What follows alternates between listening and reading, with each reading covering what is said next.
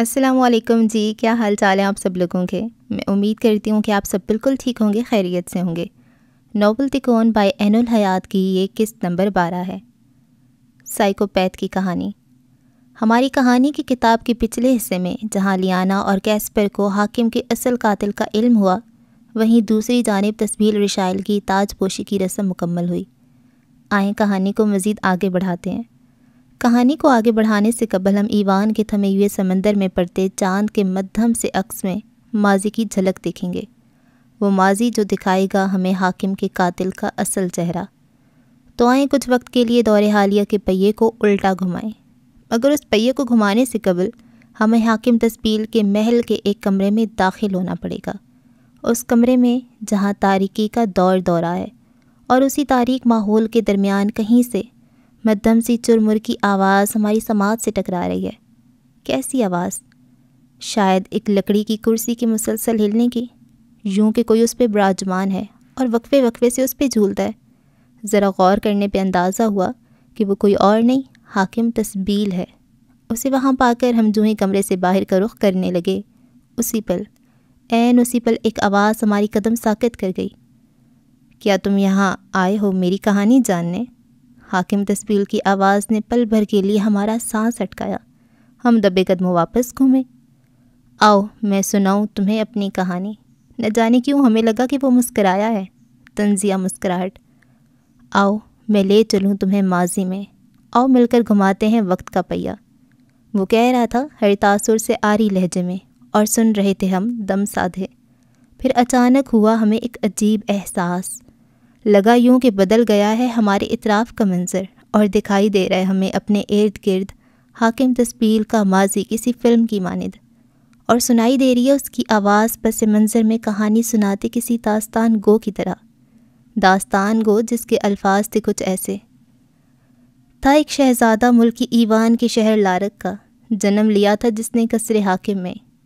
وہ بیٹا تھا ایک جادوگر کا، اور بننا تھا اسے بھی جادوگر۔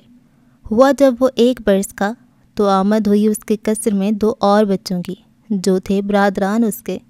مگر یہاں موڑا رخ کہانی نے، اور سیاہ ہوا دل اس کے باپ کا۔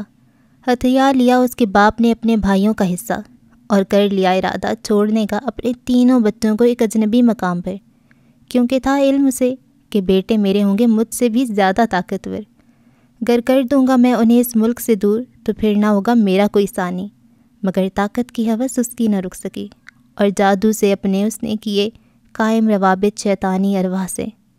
بتایا جنہوں نے اسے کہ گر کر لے تو حاصل جادو اپنے بیٹوں کا بھی تو ہو جائے گا امر، مگر اس سے پہلے بنا اپنی ایک فوج، پھر بچھا جال اپنے بیٹوں کے لیے، اور بلا انہیں اس ملک واپس اس وقت جب ملنے لگے جادو ان کا انہیں، پھر مار کر بیٹوں کو اپنے کرنا تو حاصل جادو ان کا، اور کہنا سب سے کہ میں ہوں خدا۔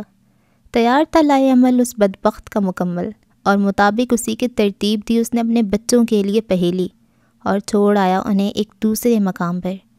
تھا نام جس کا ملک سمسام، جہاں پلا ایک بیٹا اس کا محفوظ ہاتھوں میں اور 2 یتیم خانوں میں۔ تھا وہ جو بڑا سب سے، نام تھا اس کا تسبیل، نہ مل سکا اسے کوئی یار و مددگار۔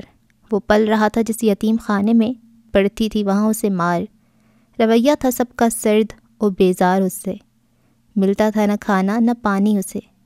تھے جو ہم عمر اس کے سہتے تھے سب مظالم، تھے جو بڑے عمر میں ڈھاتے تھے ظلم ان پر۔ عملہ یتیم خانے کا کرتا تھا نہ قائم عدل، اور یوں ہی رفتہ رفتہ گزری اس کی عمر، اور بھر گیا دل اس کا نفرت سے بے حد۔ نہ پاتا تھا جب نکال وہ غصہ لوگوں پر، تو بناتا تھا شکار معصوم جانوروں کو۔ علم نہ ہو سکا اسے کہ بننے لگا ہے وہ مریض نفسیات۔ آگ تھی اس کے اندر بھڑکتے شعلوں کی مانند، جو وقت آنے پہ جلانے والی تھی دنیا کو۔ پھر آیا وہ دن جب ارادہ کیا اس نے بھاگ جانے کا اس یتیم خانے سے، اور کامیاب ہوا وہ اپنے اس مقصد میں بہت جلد۔ تھی عمر اس کی 7 برس اس وقت۔ راہ میں ملی ایک عورت فرشتہ صفت اسے، لے آئی گھر وہ اس کو اپنے۔ بولا شوہر اس کا، لے آئی تم کسی ہو گھر؟ بولی وہ عورت، دیا ہے انعام مجھ بے اولاد کو میرے رب نے، کروں گی پرورش اس کی اپنے بیٹوں کی طرح۔ نہ مانتا تھا ابتدا میں شوہر اس کا، مگر رفتہ رفتہ عادی وہ بھی ہو گیا اس بچے کا۔ بتایا تسبیل نے انہیں 2 ماہ کہ کیسے ہوا تھا وہ یتیم خانے سے فرار۔ گئی وہ عورت یتیم خانے میں اپنے شوہر کے ساتھ اور لیا گود تسبیل کو قانونی کارروائی کے بعد۔ پھر کی پرورش اپنے دعوے کے مطابق اس کی اور رکھا نام اس کا گوہر شادان، مگر تھی وہ بے خبر اس بات سے کہ پال رہی ہے زہریلا سانپ۔ ڈھاتا تھا ظلم چھپ چھپ کر وہ جانوروں پر، اور کرتا تھا تیار لاہے عمل اپنے بدلے کا۔ پھر جب پہنچا وہ عروج پر اپنے اور ہوا کھڑا پیروں پر اپنے، تو کیا اس نے شروع عمل اپنے منصوبے پر۔ تھی یاد شکل اسے ان 4 اشخاص کی جن کے باعث کرتا تھا سامنا وہ تشدد کا۔ تھے آئے وہ 4 لوگ یتیم خانے میں پہلے اس سے، سمجھتے تھے جاگیر یتیم خانے کو اپنی۔ ایک دن کیا ارادہ تسبیل نے پکا اور پہنچ گیا ان میں سے ایک کے پاس، قتل کیا اس کا بے دردی سے بڑا، مگر پھر ہوا مضطرب کہ چھپاؤں کہاں یہ لاش، اور بس اسی پل نمودار ہوا ایک شخص نکلا تھا جو اس اندھیر مقام پہ کھلنے والے سنہرے گول دائرے سے۔ یہ منظر دیکھ کر تسبیل ہوا گنگ۔ کون ہو تم؟ پوچھا تسبیل نے اس سے۔ باپ تمہارا، جواب آیا اس کی توقع کے برعکس۔ وہ ساکت ہوا، جامد ہوا، یقین کرنا مشکل ہوا ایک طویل مکالمہ دونوں کے درمیان۔ کیا حاکم نے قائل تسبیل کو اس دوران بتائی راہ دفنانے کے لیے اسے لاش، اور لے آیا اسے ملک ایمان۔ گوہر نے بظاہر ڈالے تھے ہتھیار، مگر باطن بھرا تھا نفرت سے باپ کی۔ پوچھے اس نے حاکم سے کئی سوال، سنائی حاکم نے اپنے منصوبے کے مطابق کہانی اسے، اور کہا کہ ملک کو تمہاری ضرورت ہے۔ بتایا نہ اسے حاکم نے اس کے جادو کا راز، کیونکہ عمر تھی اس کی 26 برس اس وقت، اور درکار تھے حاکم کو 5 اور برس۔ مگر کہا اس نے یہ کہ مدد کرو میری لانے میں وہاں اپنے دونوں بھائیوں کو، آیا ہوں تمہارے پاس پہلے کیونکہ تم ہو ان دونوں میں بڑے۔ یہ الفاظ کہتے سمے حاکم کے دل کی صدا تھی مختلف۔ دل تھا سیاہ جو اس کا چاہتا تھا کرنا استعمال تسبیل کی پوری فطرت کو خود کے لیے، اس لیے وہ حاکم جس کی تھی نظر نزدیک نہ ہو کر بھی ہمیشہ اپنے بیٹوں پر آیا تھا، پہلے اس کے پاس کی فطرت میں گیا تھا وہ اس پر۔ کروایا حاکم نے حادثہ اپنے چھوٹے بیٹے کے ساتھ، اور کہا تسبیل سے کہ بچا لینا جا کر اسے تم آخری موقع پر۔ پوچھتا رہتا تھا تسبیل حاکم سے کہ کیسے ہے جادو اس کے پاس، دیتا نہ تھا وہ کوئی واضح جواب۔ تسبیل کو تھا تجسس جاننے کا سارا سچ، کرتا گیا وہ حاکم کی مدد اس سبب، مگر ہوا کچھ اس دوران اس کے ساتھ ملنے سے اپنے بھائی کے آگے آنے لگے اسے خواب۔ رہنے لگا تھا وہ مضطرب و حیران، وہ آدمی اور عورت تھے جو اسے پال رہے، بنے اس کے خواب ان کے لیے بھی پریشانی کا سامان۔ پر ایسے حالات میں بھی تسبیل کو بھولے نہ تھے دشمن اپنے، کیے اس نے 3 اور قتل، اور چھپایا حاکم کے ملک میں وہ جسد۔ حاکم دیتا تھا اس کا ساتھ، مگر تھی اس کے دل میں حاکم کے لیے ایک بات، جانتا تھا وہ حاکم ہے بادشاہ ایوان کا، لینا تھا چاہتا وہ جا کر ایوان میں جگہ اس کی، مگر اس مقصد سے رکھنا تھا اسے حاکم کو بے خبر۔ یوں ہی رفتہ رفتہ گزرتا گیا تھا وقت، ہونے لگی تھی چرچا شہر میں ان 4 قتلوں کی۔ افسوس نہ تھا تسبیل کو، خوش تھا وہ کارنامے پر اپنے، کھینچتا تھا تصویر ہر لاش کی اور پہنچاتا تھا فخر سے تفتیشی افسروں کو۔ جہاں خواب تھے کر رہے اسے پریشان، وہیں دیتے تھے یہ قتل اسے سرور۔ زندگی کو نہ رکنا تھا نہ زندگی رکی، یوں ہی عرصہ گزر گیا 2 سال کا، اور بنا کسی منصوبے کے کروا دیا قسمت نے ٹکراؤ حاکم کے 2 جڑواں بیٹوں کا۔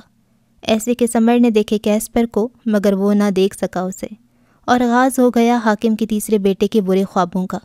حاکم نے سوچ رکھا تھا کچھ اور سمر کے لیے، مگر ان کا اچانک ہوا ٹکراؤ بھی برا ہرگز نہ تھا اس کے لیے۔ تسبیل پہ اس دوران آفت تھی ٹوٹ پڑی، اسے پالنے والی عورت جان گئی تھی سچائی اس کی۔ برداشت نہ ہو سکا وہ صدمہ اس سے، اور چل بسی اس بوجھ کو دل پہ لے کر وہ اس دنیا سے۔ افسوس تھا تسبیل کو پہلی بار ہوا، وہ جو فطرت میں نہ تھا محسوس وہ ہوا۔ جانے کے بعد اس عورت کے چلا گیا وہ دوسرے شہر، پھر وہیں گزرے اس کے روز و شب۔ اس عورت کا شوہر تھا نام جس کا شادان، کرتا تھا یاد تسبیل کو، رہتا تھا پریشان۔ گزرے مزید 2 اور سال، پھر آیا وہ وقت بھی اس پر جب ہوا ایک لڑکی پہ فریفتہ، مگر نہ تھا وہ اس لڑکی کو پسند۔ وہ تھی پرکشش، پر اعتماد اور مضبوط الارادہ۔ سننا تھا انکار کے ہونے لگی نفرت شخصیت سے اس کی تسبیل کو، اور کیا اس نے حال وہی اس کا جو تھا کیا اپنے دشمنوں کا، پھر کچلنے کے لیے اعتماد اس کا، دیے کاٹ انگوٹھے اس کے، دنیا کی نظروں میں تھا وہ ایک با اخلاق، خوش شکل اور محبت سے بھرا شخص۔ جانتے نہ تھے کیونکہ سب اس کا اصل چہرہ تھا اس کا بے حد مکروہ تھا وہ ایک قاتل، شکار مرض نفسیات۔ قتل کرتا تھا ایسے کہ باقی نہ رہے جرم کا اس کے کوئی نشان۔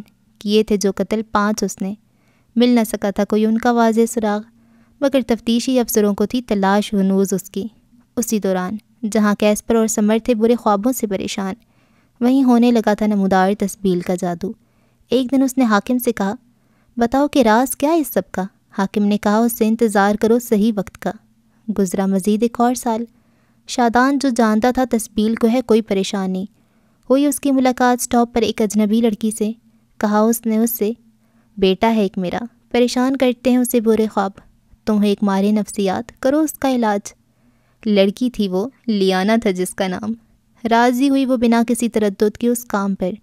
رابطہ کیا اس نے شادان کے کہنے پہ تسبیل سے۔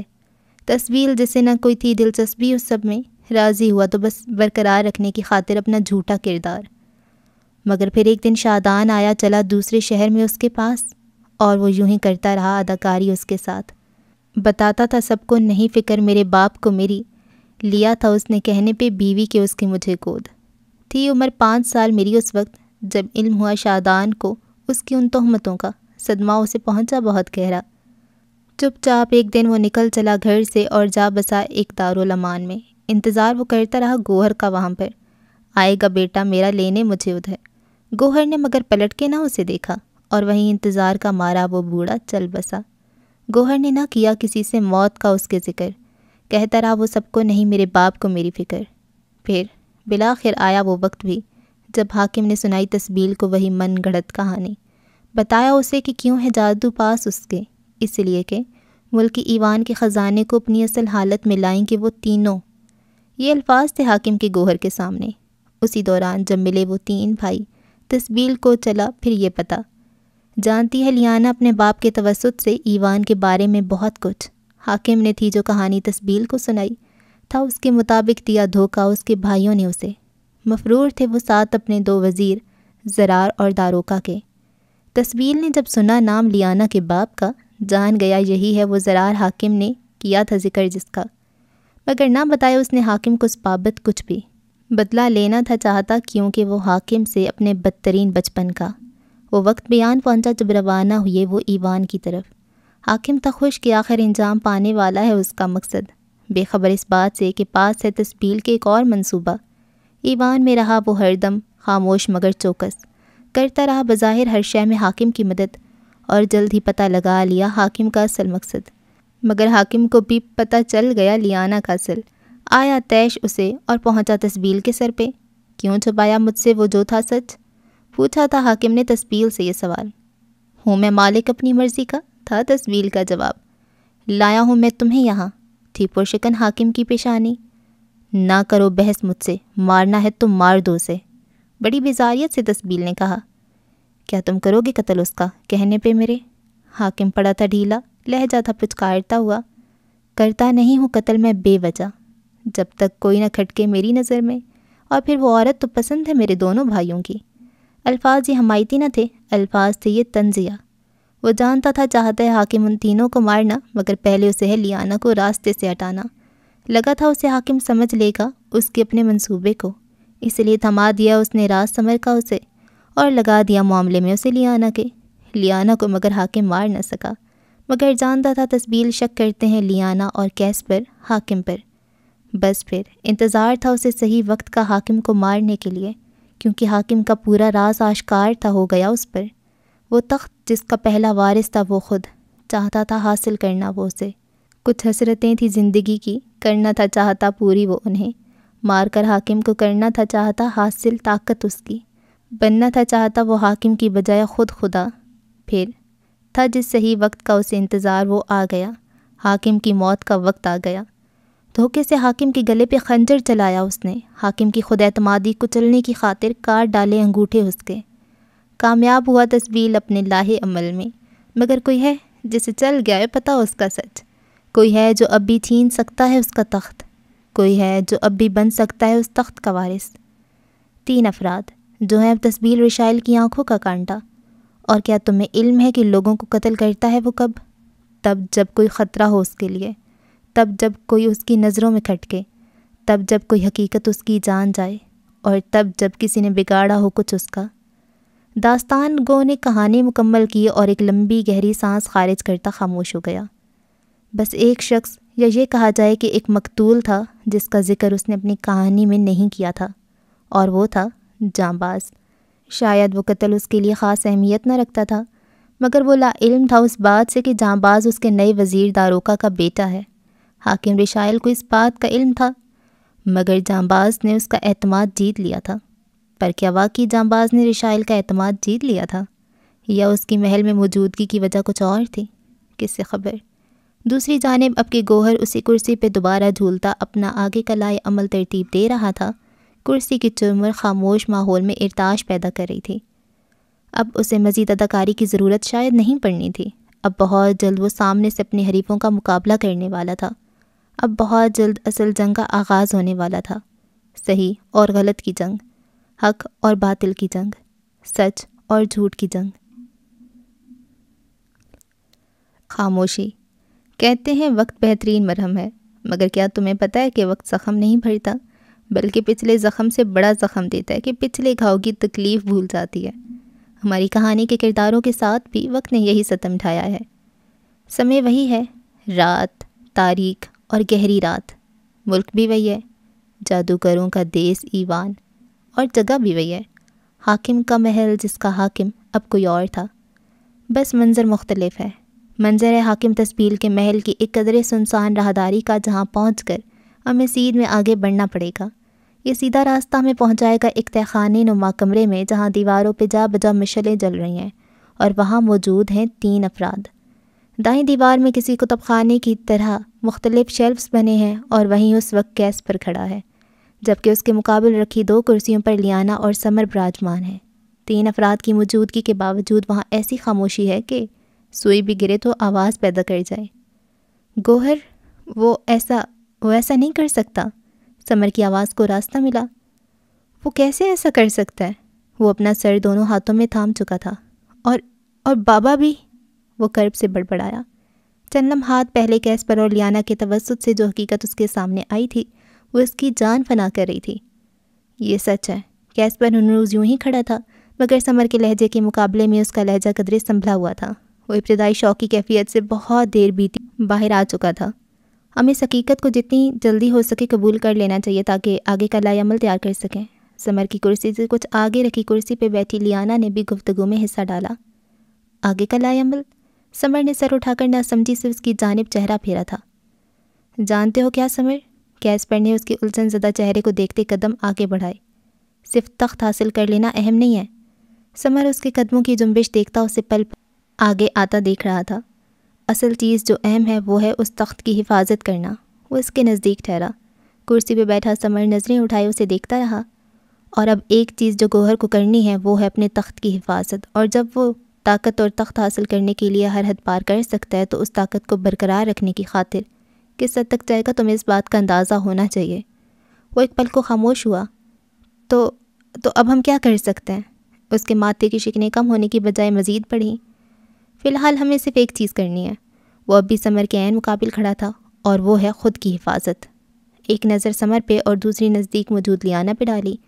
لیانا نے تعصب سے سر جھٹکا، جبکہ سمر کے گلے میں گلٹی سی ابھر کر ڈوبی۔ اور وہ کیوں؟ اس کا لہجہ عجیب تھا۔ کیونکہ اپنا راج برقرار رکھنے کے لیے ایک راجہ سب سے پہلے اپنے تخت کے وارثوں کو اور ایک قاتل اپنے جرم پہ گواہ افراد کو راستے سے ہٹاتا ہے۔ وہ خاموش ہوا اور نامحسوس انداز میں کندھے اچکائے۔ اس کے جواب نے کچھ لمحوں کے لیے اس مقام پہ گہرا سکوت طاری کیا تھا، جسے کچھ دیر بعد سمر کی آواز نے توڑا۔ اور پھر اس نے ایک بار سوالیہ برو اچکائی۔ جانتا تھا کہ کیسپر کی بات ابھی مکمل نہیں ہوئی ہے۔ اور پھر ہمیں وہی کرنا ہے جو اس موقع پہ ہمارا فرض بنتا ہے، اپنی رعایا اور اپنے ملک کی حفاظت۔ کیسپر کا لہجہ اٹل تھا، کسی بھی خدشے سے پاک۔ مگر گوہر نے آخر یہ سب کیوں کیا؟ سمر کا سر اب درد سے پھٹنے لگا تھا۔ ایوان کا یہ سفر اس کی زندگی کا مشکل ترین سفر ثابت ہو رہا تھا۔ سمسام میں جو کچھ اس نے کیا اس کی وجہ میں نہیں جانتی، جواب لیانا کی طرف سے آیا تھا، پر وہ جانوروں کو نقصان پہنچاتا تھا، یعنی کنڈکٹ ڈس آرڈر کا شکار تھا۔ اس کا بچپن یتیم خانے میں گزرا ہے تو ممکن ہے کہ کچھ ایسے اس کے ساتھ ہوا ہو جس کے باعث وہ چائلڈ ہوڈ ٹراما کا شکار ہو۔ جو قتل اس نے کیے وہ بھی اسی سے منسلک ہو سکتے ہیں، مگر حاکم کا قتل اس نے نہ صرف طاقت حاصل کرنے کے لیے کیا ہے بلکہ وہ حاکم کی حقیقت سے یقیناً واقف ہوگا کہ وہ تم تینوں کو مارنا چاہتے ہیں، اسی لیے اس نے پہلے ہی انہیں راستے سے ہٹا دیا۔ لیانا نے حسب عادت طویل جواب دیا تھا۔ سمر نے آنکھیں سختی سے میچ کر کھولی۔ وہ گوہر سے کافی قریب تھا، ایسے میں اس کی یہ سچائی اسے الگ طرح سے اذیت دے رہی تھی۔ ہمیں گوہر کے سامنے فی الحال نارمل رویہ رکھنا ہے، دوبارہ لیانا نے ہی بات کا آغاز کیا۔ ایسے جیسے ہمیں کچھ دکھائی نہیں دے رہا، ہمیں کچھ سنائی نہیں دے رہا۔ وہ تخت پہ براجمان ہے، وہ اس عہدے پر قابض ہے جس کی اسے طلب تھی۔ ہم کچھ نہ بھی کریں تب بھی اس تخت کے وارثوں کی حیثیت سے وہ تمہیں اور کیسپر کو راستے سے ہٹائے گا۔ ہمیں ایک پلان بنانا ہوگا۔ گوہر حاکم کی طاقت حاصل کر چکا ہے، اسے یقیناً حاکم کی چھپی ہوئی فوج کا بھی علم ہوگا، اسے حاکم کی خدائی کے دعوے کا بھی علم ہوگا، اور مجھے لگتا ہے کہ لیانا نے بات ادھوری چھوڑی کہ اب وہ خدائی کا دعویٰ کرے گا کیونکہ اس وقت ایوان میں اس سے زیادہ طاقتور اور کوئی نہیں ہے۔ سمر کی آنکھوں میں نمی تیری، یہ سب اس کی برداشت سے باہر جانے لگا تھا۔ پھر اگلے ہی پل وہ تیزی سے اٹھا اور جانے کے لیے بڑھا، تب کیسپر نے اس کے کندھے پہ ہاتھ رکھ کے اسے روکا تھا۔ وہ پلٹا کیسپر کی جانب، اور کیسپر کے دیکھتے ہی دیکھتے اس کی بائیں آنکھ سے ایک آنسو گرا، اور اگلے ہی لمحے نہ جانے کس خیال کے تحت وہ کیسپر کے گلے لگا تھا۔ وہ بھائی ہے ہمارا۔ اس کی آنکھوں سے متواتر آنسو بہہ رہے تھے۔ کیسپر نے ایک پل کے توقف کے بعد اس کے کندھے پہ ہاتھ پھیلایا۔ لیانا بھی اپنی نشست سے کھڑی ہوئی تھی۔ سمر کو یوں دیکھنا ان دونوں کے لیے آسان نہ تھا۔ اگر اسے نہ روکا تو کچھ باقی نہیں رہے گا، کیسپر آہستگی سے کہہ رہا تھا، گویا اسے دلاسا دے رہا ہو، مگر الفاظ دلاسا دینے والے نہ تھے۔ I am sorry. سمر اگلے ہی پل اس سے الگ ہوا اور بنا کسی کی جانب دیکھے باہر نکل گیا۔ پیچھے کیسپر اور لیانا نے خاموش نظروں کا تبادلہ کیا تھا۔ سمر وہاں سے باہر نکلا، چند پل یوں ہی خاموشی کی نظر ہوئے، اور پھر وہاں آمد ہوئی داروکا کی، جسے دیکھ کے لیانا کے ذہن میں جو پہلا چہرہ آیا تھا وہ جانباز کا تھا۔ آخر کیسے بتائے وہ داروکا کو کہ اس کا بیٹا بھی اس دنیا میں نہیں رہا؟ ایک بوجھ سا یکدم ہی اس کے کندھوں پہ آ گرا تھا۔ کیا سوچا تم لوگوں نے؟ پھر داروکا نزدیک آ کر رکا تھا، ان دونوں کے جن کے چہرے اسے دیکھ کر کچھ بجھ سے گئے تھے۔ بے فکر ہو، دیکھ آیا ہوں اس کی قبر۔ انہیں خاموش پا کر دوبارہ اس کا یہ ایک جملہ ان دونوں کی سماعت چیرتا محسوس ہوا۔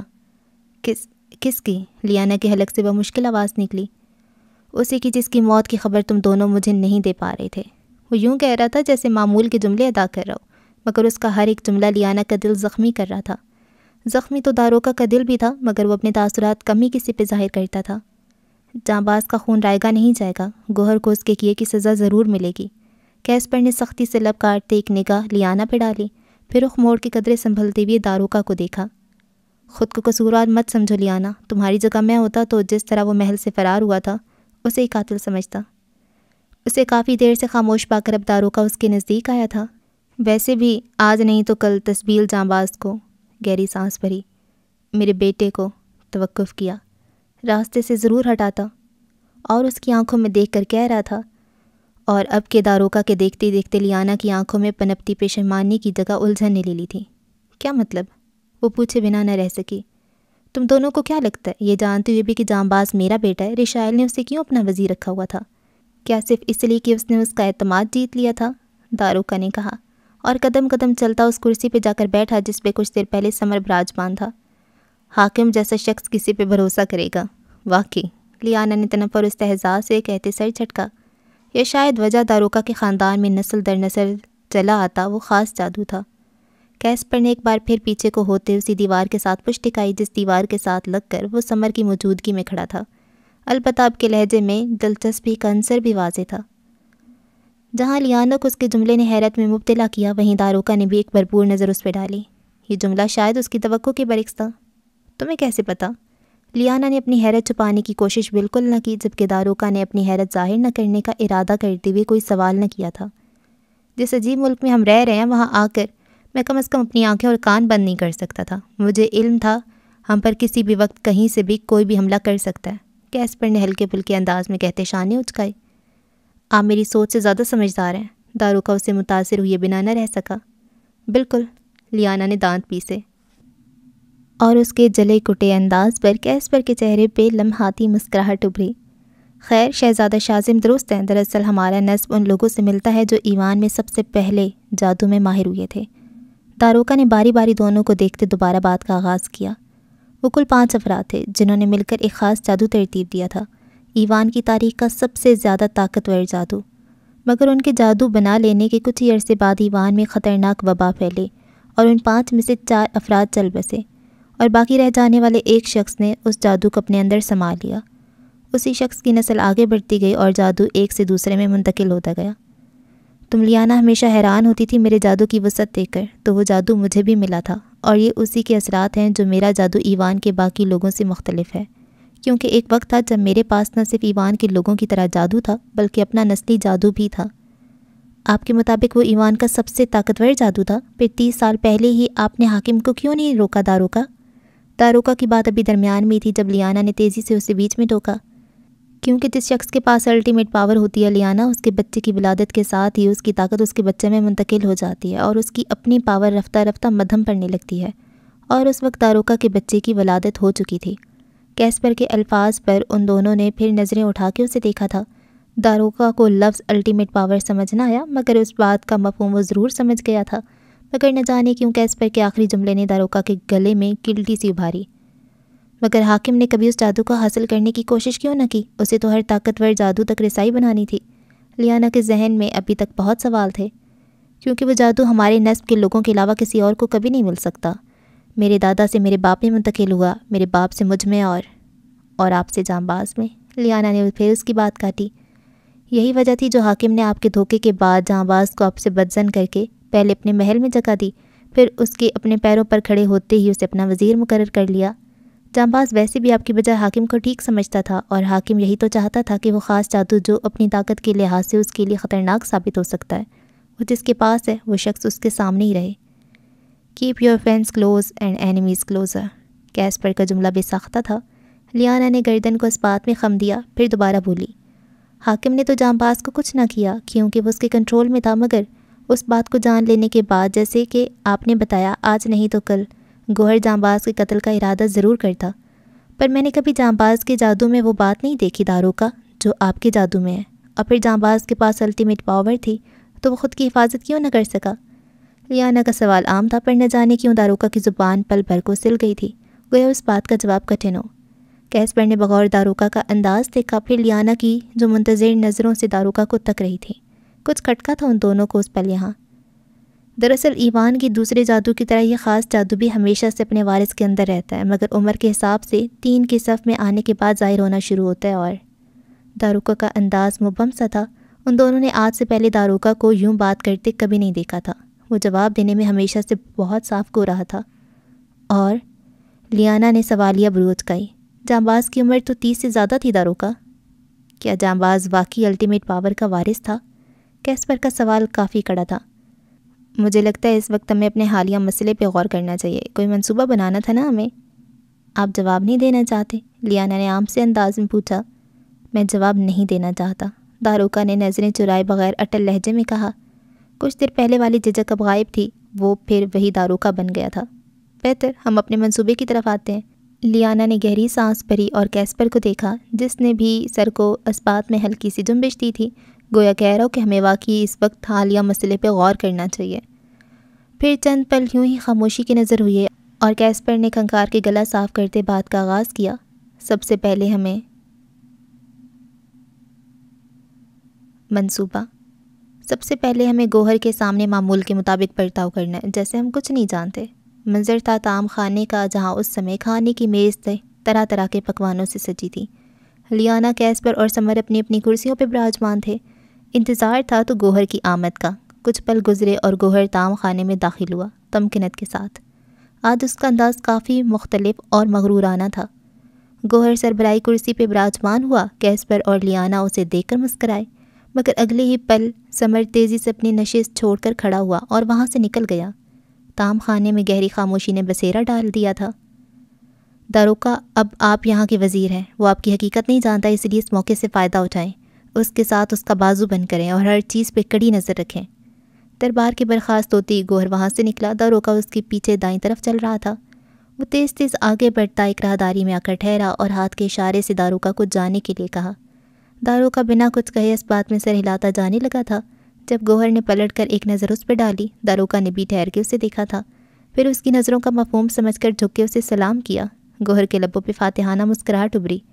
اگلی پل وہ اسے نظر انداز کرتا وہاں سے نکلا، جبکہ داروکا چند قدم آگے لیتا ایک ستون کے پیچھے جا چھپا اور گوہر کے کچھ دور جانے کے بعد ستون کے پیچھے سے نکل کر اس کے تعاقب میں قدم آگے بڑھائے۔ اب وہ گوہر کو ایک اندھیر راہداری میں گم ہوتا دیکھ سکتا تھا۔ یہ تو محل کا پرانا قید خانہ ہے، یہ پہلا جملہ تھا جو اسے وہاں جاتے دیکھ داروکا کے منہ سے نکلا تھا۔ آپ کو کچھ بھی مشکوک لگے تو آپ اس واقعے کی تہہ تک جائیں گے۔ داروکا تب تک وہاں جمع رہا جب تک گوہر کو باہر آتا نہ دیکھ لیا۔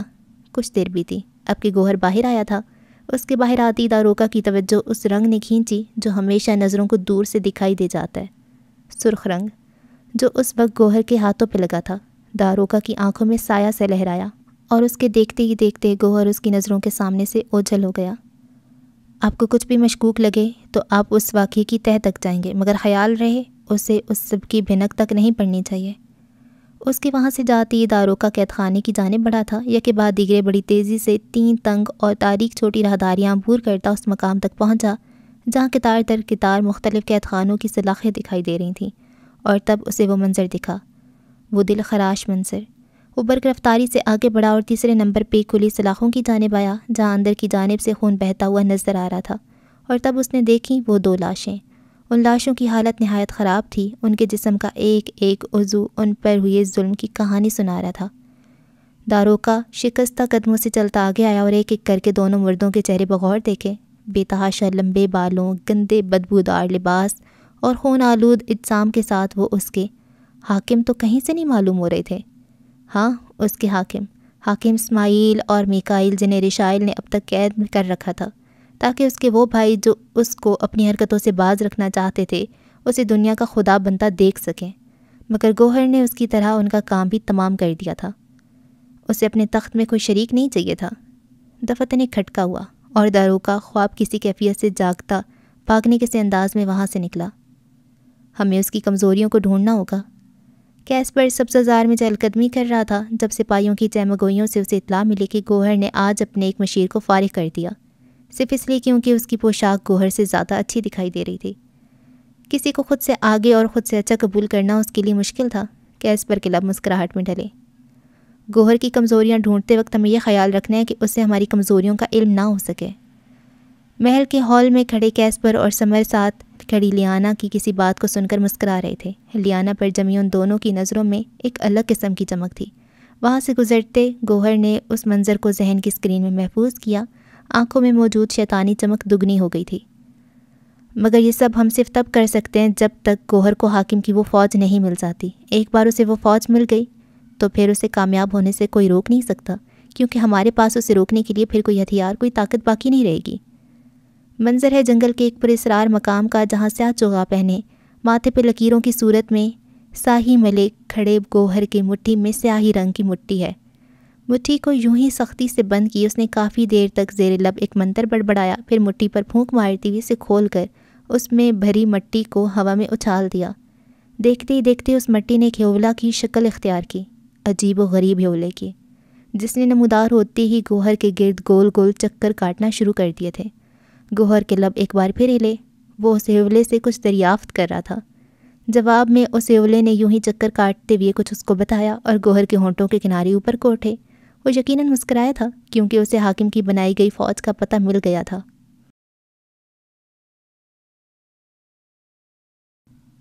کوئی آ رہا ہے۔ اب ہم جس منظر کا حصہ بننے جا رہے ہیں وہ محل کی سبززار کا ہے، جہاں اس وقت لیانا زرار اپنے مخصوص درخت کے ساتھ لگی لکڑی کی نشست پہ بیٹھی اوپر جلتی قندیل کی روشنی میں اس کتاب کی ورگردانی میں مصروف تھی جو اسے زرار یاور کی طرف سے ملی تھی۔ پڑھنے کا آغاز اس نے اسے صفحے سے کیا تھا جہاں سے اس نے آخری بار چھوڑا تھا۔ پیر پر پیر جمائے کتاب ہاتھ میں تھام کر کچھ اوپر کو اٹھائے وہ نظروں کے سامنے کیے پڑھ رہی تھی، کیونکہ اب اسی کتاب کو کسی سے چھپانے کی ضرورت نہ تھی۔ حاکم کی موت کے بعد ہوئی گفتگو میں وہ ان سب کو اپنے اور زرار یاور کے بارے میں بتا چکی تھی، حتیٰ کہ گوہر کو بھی۔ اب اگر درخت کے ساتھ لٹکی قندیل کی زرد و نارنجی رنگ کے امتزاج کی روشنی میں ہم اس کتاب کے اندر جھانکیں تو کھلے ہوئے صفحے پر گریفن کی تصویر بنی دیکھیں گے، اور ساتھ ہی لکھی ایک تحریر بھی جسے لیانا زرار نے بہت دنوں پہلے ادھورا پڑھا تھا۔ اب وہ اسے مکمل کر رہی تھی اور زیر لب اس تحریر کو پڑھتے ہوئے ہر نیا لفظ اس کی پیشانی پہ بل نمودار کر رہا تھا۔ یہ جانور نما پرندہ طاقتور صحیح مگر خونخوار ہرگز نہیں ہے، پر ایوان میں ایک خاص ایسا جادو ہے جس کے ذریعے اگر کوئی اسے قابو کر لے تو اس سے زیادہ خطرناک پھر پورے ایوان میں کوئی نہیں ہو سکتا۔ وہ جادو۔ آخری بار لیانا نے اس جملے پہ اختتام کیا تھا۔ وہ خاص جادو حاکم کا تھا، لوگوں کو اپنے قابو میں کر لینے کا جادو۔ حاکم کسی کو بھی اپنے قابو میں کر سکتا تھا مگر ایک وقت پر ایک کو۔ یہی وجہ تھی جو اس نے بستی سے اغوا کیے گئے لوگوں کو قابو کرنے اور اپنی فوج میں شامل کرنے کے لیے شیطان و جادو ووڈو کا سہارا لیا تھا۔ مگر لیانا جس بات پہ غور کری تھی وہ یہ نہ تھی، اس جملے کے اختتام کے ساتھ ہی لکھے دوسرے الفاظ تھے جنہوں نے اسے حیرت میں ڈالا تھا، کیونکہ اس بات کا علم سے بہت پہلے ہو چکا تھا کہ گریفن کو قابو حاکم نے کیا تھا۔ لیانا نے پیشانے پہ بل ڈالے، وہ الفاظ دوبارہ دہرائے۔ وہ جادو ایوان کے حاکم رشائل کا ہے۔ حاکم رشائل گریفن کو ہی نہیں بلکہ اپنی طاقت سے کسی کو بھی اپنے قابو میں کر سکتا ہے، مگر ہر چیز کا ایک توڑ ہوتا ہے، اور حاکم کی اس جادو کا توڑ وہ برسوں پرانی طاقت ہے جسے 5 لوگوں نے مل کر بنایا تھا۔ The ultimate power. لیانا کی لب بے آواز ہلے۔ اگر گریفن کو صرف الٹیمیٹ پاور روک سکتی تھی تو پھر ایسا کیا ہوا تھا اس وقت جو وہ مجھ پہ حملہ کرتے کرتے رک گیا تھا؟ ایک نیا سوال اس کے ذہن میں داخل ہوتا اسے شدید الجھن کی کیفیت میں مبتلا کر گیا، مگر ابھی وہ مزید کچھ سوچ بھی نہ پائی تھی کہ اپنے بہت نزدیک پھوٹنے والی تیز سنہری روشنی نے اسے اپنی جانب متوجہ کیا۔ وہ کتاب بند کر کے ایک طرف کرتی تیزی سے کھڑی ہوئی، کیونکہ ابھی ابھی اس کی نظروں کے سامنے ایک سنہرا پورٹل کھلا تھا، جس کا مطلب تھا کہ کوئی آ رہا ہے۔ کون؟ لیانا کی دھڑکن بے ترتیب سی ہوئی، اور پورٹل میں اسی پل ایک شخص نمودار ہوا۔ وہ شخص رفتہ رفتہ نزدیک آتا گیا اور پھر پورٹل سے باہر نکل آیا۔ اس کے قب سے آتی تیز سنہری روشنی لیانا کو اس کا چہرہ تاریک دکھا رہی تھی، مگر وہ پھر بھی اس شخص کو پہچانتی تھی، بہت اچھے سے پہچانتی تھی۔ اسی نے تو اس شخص کو یہاں بلایا تھا۔ وہ شخص اب اس کے بے حد نزدیک چلا آیا۔ سنہرا پورٹل بھی غائب ہو چکا تھا، اور تب لیانا کے ساکن ہوئے لب ہلے اور اگلے ہی لمحے وہ آگے بڑھ کے اس شخص کے گلے سے جا لگی۔ ڈیڈ۔ الفاظ لبوں کی قید سے آزاد ہوئی اور ذہن سے کچھ دنوں پہلے کا منظر ٹکرایا، منظر جب وہ پریشانی کے عالم میں داروکا سے کچھ کہہ رہی تھی۔ داروکا، میں ڈیڈ کو آخر ایوان بلاؤں گی کیسے؟ یہ بات تو میں نے ان سے پوچھی ہی نہ تھی۔ لیانا نے سوال داغا اور مقابل موجود داروکا، جو اس وقت گوہر کے دیے گئے بہت سے کاغذات کو آپس میں جوڑنے میں مصروف تھا، نہ سمجھی سے بولا۔ ڈیڈ؟ کون؟ وہ اس لفظ کا مطلب نہیں جانتا تھا۔ میرا مطلب ہے بابا، ڈیڈ یعنی میرے بابا۔ لیانا نے ایک ایک لفظ پہ زور دیا اور داروکا کے ہاتھ میں موجود بہت سے کاغذات ایک دم سے پھسل کے زمین بوس ہوئے۔ اوہ داروکا! لیانا سر پہ ہاتھ مارتی اب کہ اسے وہ کاغذات اٹھا کے دے رہی تھی، جبکہ داروکا اس کے ہاتھوں کی جنبش کو دیکھنے میں محو تھا۔ پھر کافی لمبے توقف کے بعد اسے یوں ہی دیکھتے بولا، حاکم کے کمرے سے ملی زرار کی تکون انگوٹھی کو تھام کر 3 بار اس کا نام پکارو، اس تک پیغام پہنچ جائے گا، اور جب تک وہ یہاں نہیں آ جاتا اس کی انگوٹھی کو اپنی انگلی میں پہنے رکھو۔ داروکا کے جواب کے ساتھ ہی اس کے ذہن میں ابھرنے والا منظر غائب ہوا اور اس کی توجہ زرار یاور کے جملے نے کھینچی۔ کیسی ہے میری بیٹی؟ مقابل کی آواز میں کیا نہیں تھا؟ میں بالکل ٹھیک ہوں، آپ کیسے ہیں؟ میں نے آپ کو بہت مس کیا۔ وہ ان سے الگ ہوتی پر مسرت انداز میں بولی، لبوں پہ پھیلی مسکان بہت بامعنی تھی۔ اپنی بیٹی سے مل کر ٹھیک ہوں، وہ بھی مسکرائے۔ لیانا کی مسکراہٹ مزید گہری ہوئی۔ آپ کو نہیں پتہ مجھے آپ سے کتنی ساری باتیں کرنے، آپ اندر چلیں، میں آپ کو سب سے ملواؤں گی۔ وہ روانی میں کہہ رہی تھی۔ اندر؟ میں اندر کیسے جا سکتا ہوں؟ بلکہ مجھے لگ رہا ہے میں نے محل آ کر بہت بڑی غلطی کر دی، اگر رشائل نے مجھے دیکھ لیا تو۔ زرار یاور کے لہجے میں یکدم ہی پریشانی سی اٹھ کر آئی۔ لیانا نے گہری سانس بھرتے انہیں دیکھا۔ آپ کو بہت کچھ جاننے کی ضرورت ہے ڈیڈ۔ اس کی آواز یکدم ہی بہت مدھم ہو گئی تھی، مگر ابھی بات چیت کا سلسلہ آگے بھی نہ بڑھا پایا تھا کہ کسی ہلچل نے ان دونوں ہی کی توجہ بکھیری۔ دونوں نے بیک وقت رخ موڑا جہاں محل کے باہری دروازوں کے کھلنے اور پھر بند ہونے کے بعد یکے بعد دیگرے 3 بگیاں اندر داخل ہوئیں۔ پہلی اور تیسری بگی سے سپاہی نکل کر دوسری بگی کی جانب بڑھے تھے۔ ایک سپاہی نے آگے بڑھ کر بگی کا دروازہ کھولا اور بگی کے دروازے کے باہر سرخ قالین بچھایا۔ باقی سارے قطار کی صورت سر جھکائے کھڑے ہو گئے، اور کچھ ہی لمحوں بعد بگی سے باہر آیا حاکم تسبیل رشائل۔ زرار یاور کی آنکھوں میں تحیر کا سیلاب سمڑ آیا۔ مجھے واقعی بہت کچھ جاننے کی ضرورت ہے۔ نظریں ہنوز گردن اکڑائے سپاہیوں کی معیت میں چل کر اندر آتے گوہر کی جانب تھیں۔ لیانا تھکان زدہ سانس خارج کر کے رہ گئی۔ پوری کہانی۔ منظر اس واقعے کے کچھ دیر بعد کا جہاں اپنے کمرے میں کھڑکی کی جانب پشت کیے کھڑی لیانا مسہری پہ بیٹھی زرار یاور کو پوری کہانی گوش گزار کرنے کے بعد اب کے قدم قدم چلتی ان کے مقابل آتی ان کی تکون جڑی انگوٹھی ان کی جانب بڑھا رہی تھی۔ آپ کی امانت، نرمی سے کہا۔ زرار یاور نے بنا تردد کے وہ انگوٹھی تھام کر بغور اس کو جانچتے اپنے دائیں ہاتھ کی دوسری انگلی میں ڈالی، پھر نظریں اٹھا کے لیانا کو دیکھا۔ جو کام میں نے تمہیں سونپا وہ تم نے پوری ذمہ داری کے ساتھ مکمل کیا ہے، مگر آنے والا خطرہ پچھلے خطرے سے زیادہ جان لیوا، اسی لیے میں واپس نہیں جانا چاہتی، کسی صورت نہیں۔ زرار یاور کا جملہ درمیان میں ہی کاٹ کر وہ ناگواری سے بولی، گویا جانتی ہو کہ وہ آگے کیا کہنے والے ہیں۔ لیانا سمجھنے کی کوشش کرو، انہوں نے پھر کہنا چاہا۔ کچھ نہیں سمجھنا مجھے ڈیڈ، لیانا زرار ہوں میں، خطرے کی آنکھوں میں آنکھیں ڈال کر مقابلہ کرنا سیکھا ہے میں نے، ڈر کر بھاگنا گناہ سمجھتی ہوں۔ وہ الفاظ شعلوں کی طرح بھڑکتے ہوئے تلوار کی دھار کی طرح تیز اور دشمن کی وار کی طرح بے رحم تھے۔ یہ لڑائی تمہاری نہیں ہے لیانا۔ زرار یاور کھڑے ہو کے اس کے پاس آیا اور نرمی سے اس کا دایاں ہاتھ اپنے دونوں ہاتھوں میں لیا۔ میں پہلے ہی تمہیں بہت خطرے میں ڈال چکا ہوں، اب مزید نہیں، وہ تھک کر کہہ رہے تھے۔ پچھلی بار آپ نے خطرے میں ڈالنے سے پہلے نہیں سوچا ڈیڈ، اب کی بار میں خود خطرے میں کودنے سے پہلے نہیں سوچنا چاہتی، اور یہ آپ ہی نے سکھایا مجھے۔ اس کا خطرناک حد تک صاف گو لہجہ پل بھر کے لیے زرار یاور کو چپ لگا گیا۔ اور جہاں تک بات ہے یہ لڑائی میری نہیں، تو آپ خود بھی جانتے ہیں میرا تعلق سمسام سے نہیں بلکہ اسی ملک سے ہے۔ لیانا کے ہاتھ پہ زرار یاور کی گرفت ڈھیلی پڑی، جھٹکا ایسا لگا تھا کہ قدم نامحسوس انداز میں پیچھے ہٹے۔ کچھ دنوں بعد میرا برتھ ڈے ہے ڈیڈ، میں 30 سال کی ہو جاؤں گی۔ زرار یاور بے یقینی سے اسے دیکھتے رہے۔ 30 سال پہلے ایوان سے جاتے وقت میں بھی آپ کے ساتھ تھی، آپ کو لگا آپ نہیں بتائیں گے مجھے تو مجھے پتہ نہیں چلے گا، سمسان میں آپ نے برتھ سرٹیفکیٹ پر میری عمر غلط لکھوائی ہے۔ داروکا نے صدمے کی کیفیت میں ان کے لبوں نے اس سوال کو باہر نکالا۔ ہاں، توقف کیا، مگر اب بھی کچھ ہے جو آپ دونوں نے مجھ سے چھپا رکھا ہے، پر وہ سب بھی میں جلد پتہ لگا لوں گی، یہ بھی کہ میرا تعلق ایوان سے ہونے کے باوجود میرے پاس جادو کیوں نہیں ہے۔ اس کے تاثرات باغی ہوئے، زرار یاور نے بہت سا تھوک نگلا۔ لیانا، وہ ایک قدم آگے آئے تھے۔ کچھ اور بات کرتے ہیں ڈیڈ، لیانا نے خفگی سے کہتے رخ موڑ لیا۔ زرار یاور اسے دیکھ کر رہ گئے۔ وہ واقعی لیانا تھی، ضدی طبیعت کی مالک لیانا زرار۔ دعویٰ۔ ایوان کی سرزمین پر وقت تیزی سے گزرتا جا رہا تھا۔ حاکم تسبیل کے محل کا ہر فرد زرار یاور کی آمد سے واقف ہو چکا تھا۔ وہ 4 لوگ جو تسبیل کو روکنے کا منصوبہ بنا رہے تھے، ان کی تعداد اب 5 ہو گئی تھی، مگر بہت جلد یہ تعداد پھر 4 ہونے والی تھی۔ کوئی تھا جو ان میں سے کم ہونے والا تھا۔ کون؟ اس سوال کا جواب صرف برق رفتاری سے بھاگتا وقت ہی دے سکتا تھا۔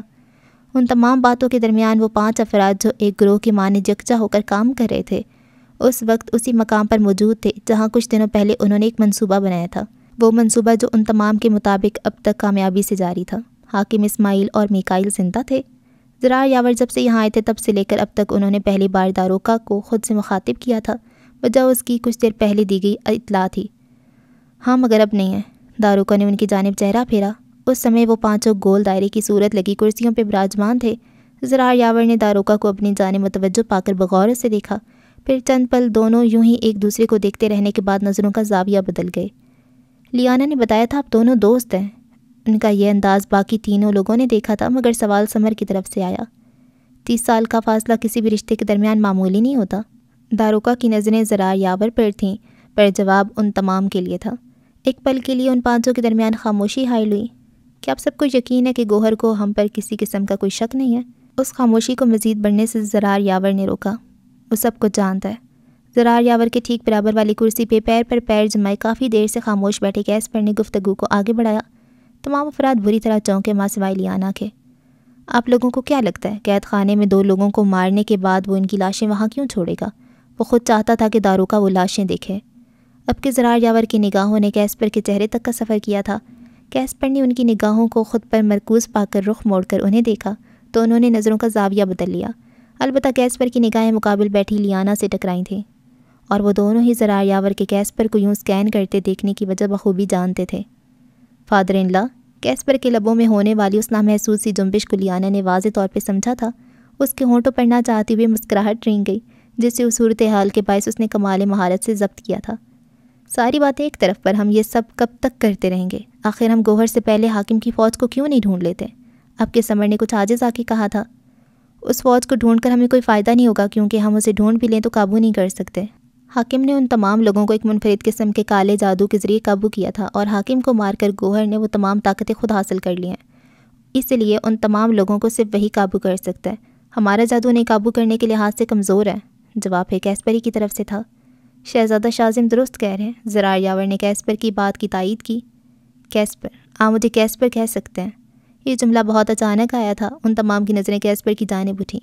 زرار یاور بھی بہت دیر تک گہری نظروں سے اسے دیکھتے رہے۔ البتہ کیسپر نے پھر کوئی رد عمل ظاہر نہ کیا تھا۔ اس کی جگہ کوئی اور ہوتا تو زرار یاور کی نظروں سے جذبت ضرور ہو جاتا، مگر اس کے انداز میں معمولی سا فرق واقع نہ ہوا تھا، اور اب بھی بھرپور اطمینان سے پیر پر پیر جمائے ان کی برابر والی نشست پہ براجمان تھا۔ اگر یہ بھی نہیں ہو سکتا تو پھر ہم اسے روکیں گے کیسے؟ کب تک ہم یوں ہاتھ پہ ہاتھ رکھ کر بیٹھ سکتے ہیں؟ کیا ایوان میں کوئی ایسا نہیں ہے جو اسے روک پائے؟ ثمر ان تمام میں سب سے زیادہ الجھن زدہ معلوم ہوتا تھا۔ کوئی نہ کوئی حل تو ضرور ہوگا۔ ہاں، یہ اور بات ہے کہ ہم وہ حل جانتے نہیں ہیں۔ لیانا نے باری باری ان تمام کے چہرے دیکھے۔ یا جانتے ہیں مگر قبول نہیں کرنا چاہتے۔ الفاظ کیسپر کے تھے اور نگاہوں کا محور داروکا اور زرار یاور تھے۔ ان دونوں ہی نے کیسپر کے اس جملے کے ساتھ یکبارگی بہت سا تھوک نکلا۔ دوسری جانب لیانا ان دونوں کے انداز دیکھ کر اندر ہی اندر پیچ و تاب کھا کر رہ گئی۔ اگر آپ دونوں کو جانتے تو ہمیں بتا کیوں نہیں دیتے؟ یا آپ دونوں کو اس دن کا انتظار ہے جب گوہر خدائی کا دعویٰ کر کے اپنی شیطانی فوج کے ساتھ ایوان پہ حملہ آور ہو، یہاں کی رعایا کو اپنا غلام بنا لے گا؟ لیانا کے انداز میں بلا کی سنجیدگی تھی۔ اس بات کے جواب میں داروکا نے کچھ کہنے کے لیے زبان کھولنی چاہی، پر اسی لمحے ایک شور سا ان تمام کی سماعت سے ٹکرایا۔ یہ کیسی آوازیں ہیں؟ سب سے پہلے ثمر اپنی نشست سے کھڑا ہوا تھا۔ لوگوں کا شور ہے۔ لیانا نے بھی تیزی سے اٹھتے ہوئے اس کی تقلید کی، اور پھر وہ تمام ہی اپنی اپنی جگہ چھوڑتے تیزی سے باہر نکلے تھے۔ محل خالی ہے، پھر یہ آوازیں؟ لیانا کا لہجہ لڑکھڑایا۔ اگلے ہی لمحے وہ پانچ اس شور کے تعاقب میں بھاگے تھے، مگر ہر گزرتے لمحے انہیں یہ احساس ہو رہا تھا کہ یہ صرف شور نہیں ہے، یہ ماتم کی آوازیں ہیں، جیسے کوئی بین کر رہا ہو، جیسے بڑی تعداد میں لوگ ایک ساتھ رو رہے ہوں۔ لیانا کا دل ڈوبنے لگا۔ وہ ان چاروں کی معیت میں چلتی ہوئی محل کی بالائی منزل تک آئی تھی، اور وہاں لگے جنگلوں سے جھانکنے پر جو منظر ان تمام کی نگاہوں نے دیکھا وہ انہیں ساکت کر گیا۔ بڑی تعداد میں سیاہ چوکا پہنے لوگ، جن کی آنکھیں مکمل سرخ تھیں، پیشانیوں پر سیاہ رنگ سے لکیریں لگائے، ہر گھر میں جاتے وہاں سے لوگوں کی کھینچ کر باہر نکالتے اور محل کے باہر بنے میدان تک لا رہے تھے۔ اس طرح کے میدان میں لاتے ہوئے انہیں قطار در قطار گھٹنوں کے بل زمین پہ بٹھاتے جاتے تھے۔ جو مزاحمت کرنے کی کوشش کرتا اسے وہیں قتل کرتے تھے، اور یہ بین کی آوازیں انہیں مقتولین کے لواحقین کی تھیں۔ حاکم کی شیطانی فوج، ثمر کی زبان سے پھسلا۔ ایک وقت تھا جب یہ بھی ایوان ہی کی رعایا میں شامل تھے۔ داروکا بڑبڑایا۔ رشائل نے پچھلے 30 سال میں جتنے غریب لوگوں کو سزائے سنا کر ملک سے غائب کروایا، یہ فوج انہی لوگوں پر مبنی ہے۔ الفاظ زرار یاور کے تھے۔ گوہر بھی یہیں کہیں ہوگا، کیسپر نے کہا۔ ہم نے بہت دیر کر دی، لیانا نے کہتے ساتھ اس میدان کی جانب اشارہ کیا تھا جہاں وہ چوغا پہنے افراد تمام لوگوں کو لے کر جا رہے تھے۔ محل کی سپاہی بھی اس وقت ان کا ساتھ دے رہے تھے، شاید گوہر کے خوف کے باعث۔ وہ رہا گوہر۔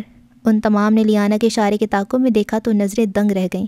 اس میدان میں جہاں لوگوں کو گھٹنوں کے بل بٹھایا جا رہا تھا، وہیں ان کے ٹھیک مقابل گوہر موجود تھا، مگر اس کے قدم زمین پر نہ تھے، وہ زمین سے اونچائی پر تھا، فضا میں معلق۔ ہوا سے اس کا لباس مسلسل ہل رہا تھا، اور وہ فضا میں کھڑا فاتحانہ چمک کے ساتھ سب کو گھٹنوں کے بل اپنے سامنے دیکھ رہا تھا۔ یہ میری خاص طاقت ہے، اڑنا تو میری خاص طاقت ہے، پہلا جملہ ثمر کی طرف سے تھا۔ کیا تمہیں بھول گیا وہ اس وقت ہم سب سے زیادہ طاقتور ہے؟ کیسپر نے گردن اس کی جانب پھیری۔ جبکہ ٹرانس کسی کیفیت میں یہ منظر دیکھتی لیانا جنگلے سے قدم قدم دور ہوتی اب محل سے باہر جانے کی خاطر بھاگی تھی۔ لیانا! داروکا اور زرار یاور بیک وقت چیخے۔ لیانا رک جاؤ! مگر ان کے کچھ بھی کرنے سے قبل کیسپر نے آگے بڑھ کے اسے کوہنی سے تھاما تھا۔ Liana please! ثمر بھی ان دونوں کی جانب بڑھا۔ کیسپر ان لوگوں کو مار دے گا۔ اس نے خود کو چھڑانا چاہا مگر کیسپر کی گرفت مضبوط تھی۔ ہوش سے کام لو لیانا، ہم اس وقت اس کا مقابلہ نہیں کر سکتے۔ کیسپر کی آواز بلند ہوئی۔ مگر کیسپر! اس نے کمزور سا احتجاج کیا۔ ہم بھاگ نہیں رہے لیانا، ہر مرتبہ قدم پیچھے لینے کا مطلب بھاگنا نہیں ہوتا۔ کیسپر نے اس کی آنکھوں میں جھانکا، اور اگلے ہی پل لیانا ڈھیلی پڑی۔ اس سے پہلے وہ لوگ ہماری طرف آئے، ہمیں یہاں سے نکلنا ہوگا۔ اب کہ وہ ان چاروں سے مخاطب تھا، وہ لوگ محل کے اندر داخل ہو رہے ہیں۔ ابھی ان لوگوں نے کوئی قدم بھی نہ اٹھایا تھا کہ ثمر کا اگلا جملہ ان کی سماعت پہ بم بن کے گرا۔ وہ یقیناً ہمیں لینے آ رہے ہیں۔ بالآخر گوہر نے اپنا پلان ایگزیکیوٹ کر ہی دیا۔ زرار یاور کے لہجے سے پریشانی صاف ظاہر تھی۔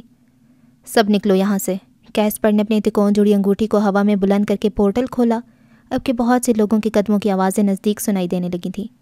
چلو جلدی! اس نے ایک ایک کر کے سب کو اندر داخل کیا۔ زرار یاور، داروکا اور ثمر۔ لیانا کی کونی وہ چھوڑ چکا تھا تاکہ وہ پورٹل کی طرف بھاگے، مگر اسی پر لیانا نے خود دوبارہ اس کا ساتھ تھام لیا تھا۔ ساتھ جائیں گے، وہ ٹل لہجے میں بولی۔ قدموں کی آواز نزدیک سے نزدیک تر ہوتی جا رہی تھی۔ کیسپر نے ایک پل کے لیے پیچھے مڑ کر دیکھا جہاں وہ اب گوہر کی فوج کے بہت سے لوگوں کو بلائی منزل پر آتا دیکھ پا رہا تھا۔ پھر نظریں گھما کر لیانا کو دیکھا۔ چلو، بس ایک جملہ، اور لیانا نے قدم آگے بڑھائے۔ روکو انہیں، پیچھے سے شور گونجا، مگر تب تک وہ دونوں پورٹل میں داخل ہو چکے تھے اور ان سیاہ چوغوں والے افراد کو دیکھتے ہی دیکھتے وہ سنہرا پورٹل غائب ہوتا چلا گیا تھا۔ اس سمے جہاں وہ پانچوں سنہرے پورٹل میں داخل ہوئے، وہیں دوسری جانب گوہر نے میدان میں جمع ہو چکی رعایا کو مخاطب کیا۔ لوگ گھٹنوں کے بل میدان میں قطار در قطار بیٹھے تھے۔ گوہر کی شیطانی فوج ان تمام کے سروں پہ کھڑی تھی اور گوہر ہنوز ہوا میں معلق تھا۔ اس کی شاہی پوشاک تیز ہوا کے باعث پیچھے کی جانب اڑ رہی تھی۔ کیا کسی نے کبھی خدا کو دیکھا ہے؟ اس کی تیز آواز پورے میدان میں گونج رہی تھی۔ قطار صورت بیٹھے لوگوں نے نظریں اٹھا اٹھا کے اسے دیکھنا شروع کیا۔ ایوان کی تاریکی اور گوہر کی سرد آواز ان تمام کا حلق خشک ہونے لگا تھا۔ باہر سے اس کی فوج کے کچھ افراد اب بھی لوگوں کو لے لے کر میدان کی طرف آ رہے تھے۔ اسی اثنا میں ایک مرد کی مزاحمت پہ ایک سرخ آنکھوں والے شخص نے اس مرد کے نومولود بچے کو اس کی نگاہوں کے سامنے ذبح کیا تھا۔ اس مرد کی درد بھری چیخوں پر وہاں موجود تمام افراد دہل کے رہ گئے، مگر اگلے ہی پل اس مرد کو اپنی فوج کے افراد پر جادو کا استعمال کرتے دیکھ اسے قابو کرنے کی خاطر گوہر نے اپنی تکون جڑی انگوٹھی کو اس مرد کی جانب اٹھایا تھا۔ گوہر کی انگوٹھی سے ایک تیز روشنی سے نکل کر اس شخص تک پہنچی اور لوگوں کو دیکھتے ہی دیکھتے وہ روشنی اس شخص کے اندر سرایت کر کے اس کے جسم کی چیتھڑے کر گئی۔ میدان میں موجود رعایا کے اندر خوف مزید تیزی سے جڑ پکڑنے لگا۔ کیا کوئی اور ہے جو اپنے جادو کا استعمال کرنا چاہتا ہے؟ گوہر نے پھر مجمع کو مخاطب کیا۔ تم سب مل کر بھی میرے جادو کا مقابلہ نہیں کر سکتے، اس لیے کوشش بیکار ہے، کیونکہ میں خدا ہوں، اس سرزمین پر سب سے زیادہ طاقتور۔ بنا مزاحمت کے جو میرے سامنے سر جھکائے گا بس وہی زندہ بچ پائے گا۔ اپنی زندگی عزیز ہے تو جھکا دو سر اپنا میرے سامنے۔ بات کے اختتام پہ اس نے بھرپور انداز میں کہہ کر ہواؤں کے سپرد کیا تھا۔ ہاں میں خدا ہوں، کیونکہ میرا کوئی ثانی نہیں ہے، کوئی نہیں ہے جو میرا مقابلہ کر سکے۔ تم سب کی زندگی کی ڈور میرے ہاتھ میں ہے، تو جس نے غداری کا راستہ چنا اس کی زندگی کی ڈور میں پل میں کھینچ لوں گا۔ سر جھکاؤ میرے سامنے لوگو، میں تمہارا خدا ہوں۔ وہ ہوا میں معلق ہاتھ ہلا ہلا کے لوگوں سے بات کر رہا تھا اور اس کے اسی جملے کے ساتھ سرخ آنکھوں والی فوج نے آگے بڑھ کے سب کے سر ایک ایک کر کے نیچے کرنا شروع کیے تھے۔ گوہر کے یکے بعد دیگرے کئی کہہ کے فضا میں گونجے۔ وہ جس فتح کی تلاش میں تھا آج وہ اسے مل گئی تھی۔ سب اس کے سامنے جھکے ہوئے تھے۔ بچپن سے لے کر اب تک وہ جن محرومیوں کے احساس کا شکار رہا تھا وہ اس پل کہیں بہت پیچھے رہ گئی تھیں۔ اس پل وہ سب سے زیادہ طاقتور تھا۔ اس پل واقعی ایوان کی سرزمین پہ کوئی اس کا ثانی نہ تھا۔ اس پل، بس اس پل، پوری رعایا کے سر اس کے سامنے جھکے ہوئے تھے، مگر جن لوگوں کا اسے انتظار تھا وہ اب تک نہیں پہنچے تھے۔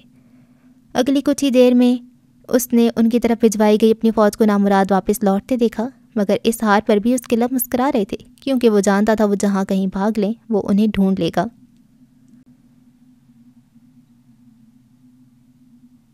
بھاگے ہوئے لوگ اب دوبارہ چلے آتے ہیں اس 5 افراد کی طرف جو پورٹل کے ذریعے محل سے فرار ہو کر جنگل کے اس حصے میں جا کر نکلے تھے جس حصے میں کوئی بری طاقت اپنے قدم نہیں جما سکتی۔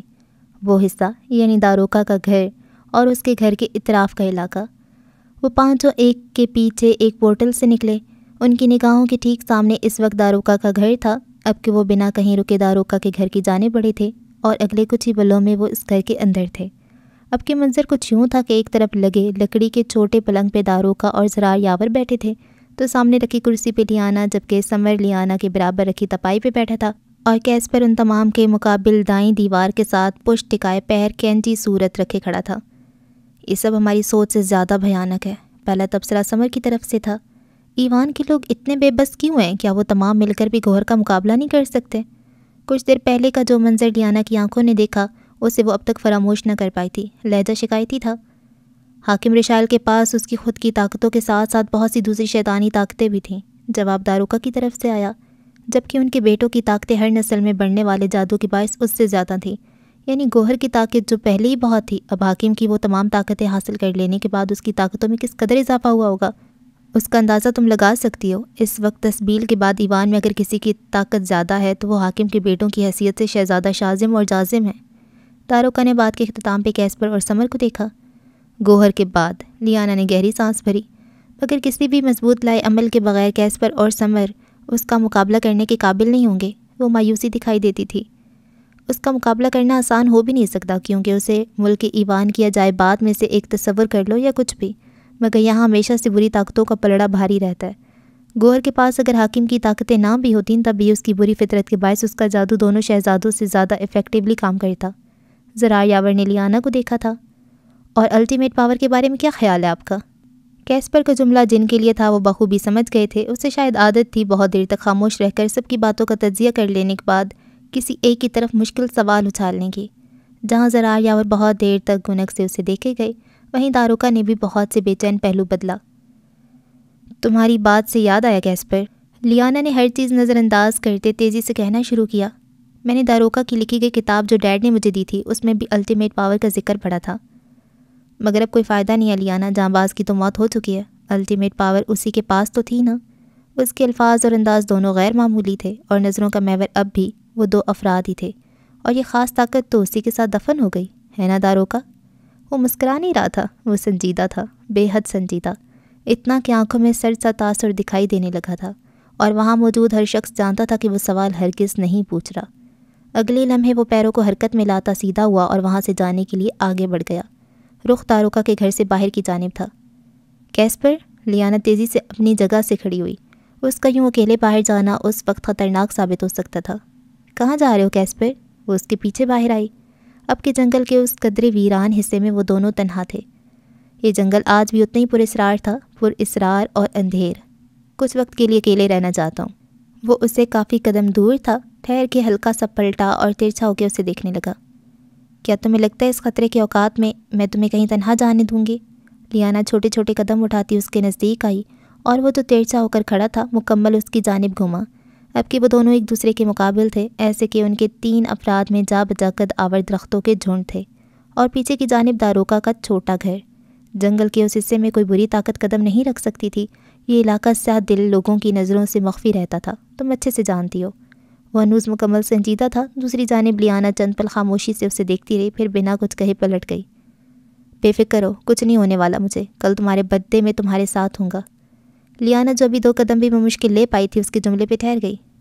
اور اگر کل میں ہی نہ ہوں پھر؟ وہ بنا پلٹے بولی۔ لہجہ صفاقی کی حد تک بے رحم تھا۔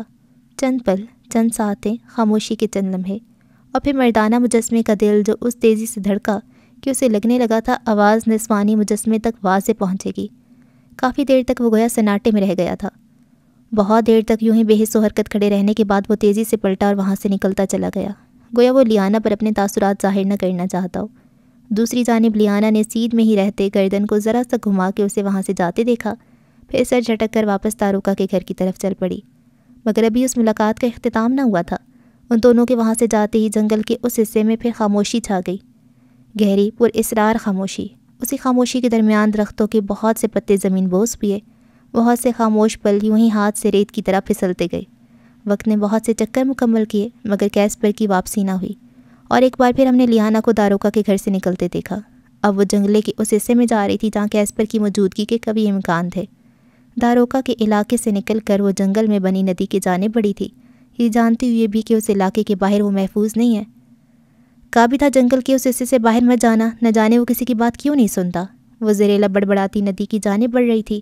ندی تک جاتے راستے پر بنا رکے چلتے ہوئے سخت بیزار دکھائی دیتی تھی، اس بات سے بے خبر کہ اس سمے وہ کسی کی نظروں کا محور بنی ہوئی ہے۔ وہ ندی کے نزدیک پہنچی اور وہاں پڑنے والی پہلی ہی نظر نے اسے گہری سانس لینے پہ مجبور کیا، کیونکہ وہ اسے دور ہی سے اپنے مخصوص پتھر پہ بیٹھا دکھائی دے گیا تھا۔ میں نے کہا بھی تھا کیسپر جنگل کے اس حصے سے باہر مت نکلنا، اس کے آگے داروکا کی پروٹیکٹیو شیلڈ ختم ہو جاتی ہے۔ وہ اس کی پشت پہ ٹھہری تھی، دونوں بازو کمر پہ ٹکائے قدرے تل ملا کر بولی۔ دوسری جانب کیسپر چند پل یوں ہی رخ موڑے بیٹھا رہا تھا۔ کیسپر، میں تم سے بات کر رہی ہوں۔ وہ جھنجلا کے پیر پٹکتی اس کے سامنے آئی۔ اگلے ہی لمحے کیسپر نے نگاہیں اٹھا کے اسے دیکھا تھا، پل بھر کے لیے نہ جانے کیوں مگر لیانا کی زبان کو بریک لگا۔ I am sorry. دوسری جانب کیسپر اس کے انداز پہ غور کیے بنا پتھر سے کھڑا ہوا، مگر لیانا بنا کوئی جواب دیے بغور اسے تکتی رہی۔ میں نے تم سے معذرت کی ہے لیانا، اسے کچھ گمسم پا کر دوبارہ کہا۔ ہاں، تم نے مجھ سے معذرت کی ہے، وہ خواب کسی کیفیت میں کہتی ایک قدم پیچھے ہٹی، اور اگلے ہی لمحے اپنے لباس میں چھپا خنجر نکال کے برق رفتاری سے واپس آگے آتے اسے کیسپر کی گردن پہ رکھا۔ مقابل موجود شخص کا چہرہ یکدم ہی تاریک پڑا تھا۔ کیسپر ٹھیک کہتا ہے، میں باقی اسے بہت اچھے سے جانتی ہوں، وہ مقابل کی آنکھوں میں آنکھیں گاڑے کہہ رہی تھی۔ کیسپر ٹھیک کہتا ہے، پھر میں کون ہوں ڈاکٹر لیانا؟ مقابل موجود شخص طنزیہ مسکرایا۔ لیانا کے چہرے پر بھی استہزائیہ مسکراہٹ پھیلی اور اس کے دیکھتے ہی دیکھتے مقابل اپنی اصل شکل میں واپس آ گیا تھا، مگر لیانا کا خنجر تھاما ہاتھ ہنوز اس کی گردن پہ دھرا تھا۔ چہرے پہ اس سمے کسی قسم کی حیرانی نہ تھی، کیونکہ جب گوہر کے پاس سمر کی طاقت ہو سکتی ہے تو پھر کیسپر کی کیوں نہیں؟ آپ کی ذہانت نے مجھے متاثر کیا ہے۔ ویسے کیسے علم ہوا آپ کو میں کون ہوں؟ کیونکہ یہ جادو تو خاص کیسپر کا ہے، اس نے کہتے ساتھ کی نکھیوں سے اپنی گردن پہ دھرے خنجر کو دیکھا۔ تم اس کا چہرہ لے سکتے ہو گوہر، مگر اس کی آنکھوں میں موجود سچائی کی چمک نہیں۔ تم اس کی آواز اپنا سکتے ہو، مگر اس کا لہجہ نہیں۔ وہ اپنی غلطیوں پہ بمشکل معذرت کرتا ہے، غلطی نہ ہونے پہ کیسے معذرت کر سکتا تھا؟ لیانا نے ایک ایک لفظ چبا چبا کر ادا کیا تھا۔ امپریسو، گوہر کا انداز داد دینے والا تھا، بس تالی بجانے کی کسر رہ گئی تھی جو یقیناً اگر اس کی گردن پہ خنجر نہ ہوتا تو وہ ضرور پوری کرتا۔ بہت گہری محبت ہے آپ دونوں کے بیچ، کاش کبھی کسی نے مجھ سے بھی ایسی محبت کی ہوتی تو میں آج اس مقام پہ نہ کھڑا ہوتا، اس نے تعصب سے کہا۔ جھوٹ، تمہیں محبت ملی تھی گوہر، تمہارے اڈاپٹیو پیرنٹس کی محبت۔ تم چاہتے تو اپنی فطرت بدل سکتے تھے، پر تم نے ایسا نہیں کیا، وہ تلخی سے اونچا بولی۔ خنجر پہ گرفت مضبوط ہوئی تھی۔ ہاں، نہیں بدلی میں نے اپنی فطرت، کیونکہ میں بدلہ لینا چاہتا تھا ہر اس شخص سے جس نے میرا بچپن برباد کیا۔ میں بدلہ لینا چاہتا تھا اپنے باپ سے جس کی وجہ سے اتنا بھیانک بچپن میرا مقدر بن گیا تھا۔ وہ ابی کی نکھیوں سے خنجر کو دیکھ رہا تھا۔ یعنی میں درست تھی، یہ سب اسی وجہ سے تھا، وہ بہت آہستگی سے بڑبڑائی۔ مگر اب تو تمہیں اپنے مطلب کی زندگی مل گئی ہے، پھر کیوں کر رہے ہو یہ سب؟ وہ اس لمحے گویا اس کی سائیکیٹرسٹ کی حیثیت سے اسے سوال جواب کرنے لگی تھی۔ میں نے ایک اذیت ناک بچپن گزارا ہے ڈاکٹر لیانا، اس وقت میں کمزور تھا اور مجھ پہ ظلم کرنے والے طاقتور، مگر اب میں طاقتور ہوں اور میں نہیں چاہتا کوئی اور مجھ سے زیادہ طاقتور ہو۔ میری طاقت اور تخت کو جس سے بھی خطرہ ہوگا میں بنا کچھ سوچے اسے راستے سے ہٹا دوں گا۔ تمہاری طاقت تمہارا سب سے بڑا خوف ہے گوہر، طاقت اور تخت چھن جانے کا ڈر تمہیں کبھی سکون نہیں لینے دے گا اور ایک دن یہی خوف تمہیں لے ڈوبے گا۔ میرے یہ الفاظ ہمیشہ یاد رکھنا۔ لیانا نے اس کی آنکھوں میں آنکھیں گاڑی۔ اتنی آسانی سے نہیں ڈاکٹر لیانا، کیونکہ جو شخص میرے خوف سے واقف ہوگا اسے پھر اس دنیا میں رہنے کا کوئی حق نہیں ہوگا، اس نے کہا۔ دوسری جانب لیانا ابھی اس کے الفاظ پہ غور بھی نہ کر پائی تھی کہ اس نے جپٹنے کے سے انداز میں اپنی گردن پہ دھرا خنجر اس کے ہاتھ سے اچک لیا تھا، مگر ابھی وہ اس پہ وار کرتا کہ لیانا برق رفتاری سے پیچھے کو ہٹی۔ لیانا! عین اسی پل بہت مانوس آوازیں اس کی سماعت سے ٹکرائی تھیں۔ اس کی گردن بے اختیار آواز کے تعاقب میں گھومی، جہاں اس کی نظروں کے سامنے اس وقت 2 افراد موجود تھے۔ میں داروکا کے گھر واپس گیا تھا مگر تم وہاں نہیں تھی، داروکا نے بتایا تم مجھے ڈھونڈنے گئی ہو۔ وہ تیز تیز کہتا اس کے نزدیک آ رہا تھا، سمر بھی اس کے ساتھ ہی تھا۔ بہت خوب، مگر اسی پل گوہر کی آواز نے ان تینوں کی توجہ کھینچی۔ لوگ ایک تیر سے 2 شکار کرتے ہیں، میں ایک تیر سے 3 شکار کروں گا، جانتے ہو کیسے؟ گوہر کے مخاطبین وہ تینوں تھے، کافی فاصلے پر موجود کیسپر، سمر اور اس کے نزدیک موجود لیانا۔ جانتے ہو کیسے؟ اس نے پھر دہرایا اور قدم قدم آگے بڑھتا رہا۔ ایسے، اور پھر آخری الفاظ کے ساتھ ہی اس نے ہاتھ میں موجود خنجر لیانا کے نزدیک اس کے عین مقابل رکتے ہوئے اس کے پیٹ میں گھونپا تھا۔ لیانا! کیسپر اور سمر کے حلق سے نکلنے والی آواز بیک وقت تھی، جبکہ لیانا کی آنکھوں میں اس پل بے یقینی کی کیفیت ابھری۔ نظریں مقابل کھڑے گوہر پہ ٹکی تھیں اور اگلے ہی لمحے اس نے لڑکھڑاتے ہوئے بمشکل اپنے زخم پہ ہاتھ جما کر شدید تکلیف کی کیفیت میں خون آلود انگلیوں سے نگاہوں کے سامنے کیا، اور بس اسی پل وہ زمین بوس ہوئی۔ اس کے زخم سے بہتا خون اب رفتہ رفتہ اطراف کی زمین کو سرخ رنگ میں رنگنے لگا تھا، مگر ابھی اس کی سانسیں باقی تھیں کیونکہ گوہر کا کام ابھی ختم نہ ہوا تھا۔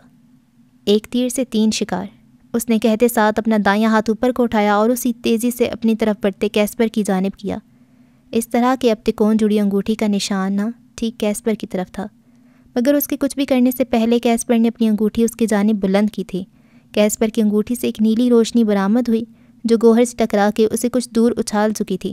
گوہر ہوا میں کچھ اوپر کو اٹھتا ہوا دور ایک پتھر سے جا ٹکرایا تھا، مگر ان تمام کے بیچ سمر پہلے ہی لیانا کے پاس پہنچ چکا تھا۔ لیانا تم ٹھیک ہو؟ وہ اس کے نزدیک بیٹھا بمشکل اپنے حواس کو قابو میں رکھے ہوئے تھا۔ زمین پہ بہتا لیانا کا خون اس کے لباس کو بھی داغدار کر چکا تھا۔ لیانا! گوہر کو دور پھینکنے کے بعد کیسپر بھی اس کی سمت آیا تھا۔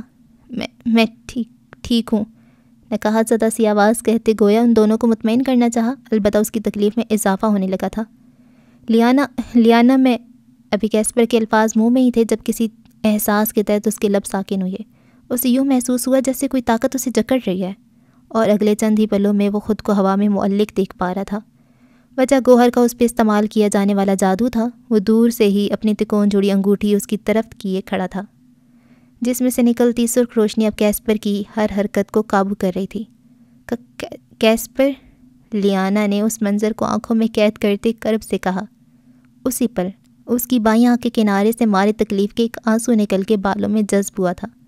سمر نے لیانا کی لبوں کی جنبش کو دیکھا اور تیزی سے کھڑے ہو کر اپنی انگوٹھی گوہر کی طرف بلند کی، مگر اس سے پہلے وہ کچھ کر پاتا، گوہر نے کیسپر کے ہوا میں معلق وجود کو جھٹکے سے چھوڑتے ہوئے سمر پہ وار کیا تھا۔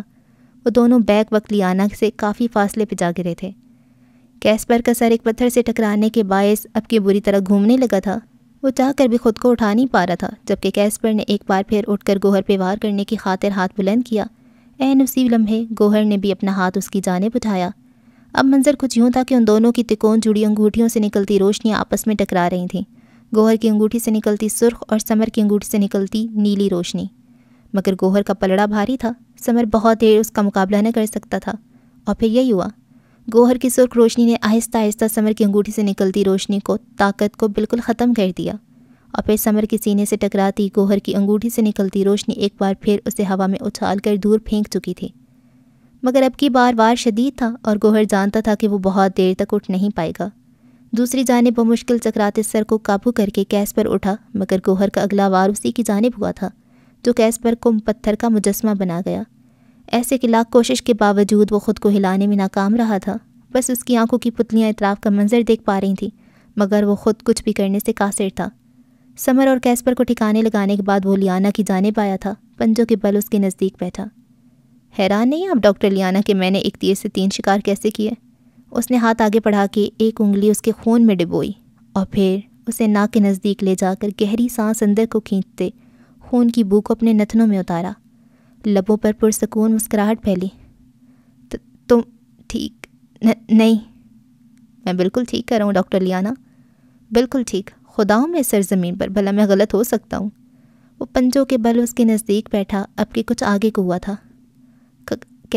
کیسپر، لیانا نے بمشکل گردن اس جانب پھیری جہاں کیسپر گویا پتلا بن چکا تھا۔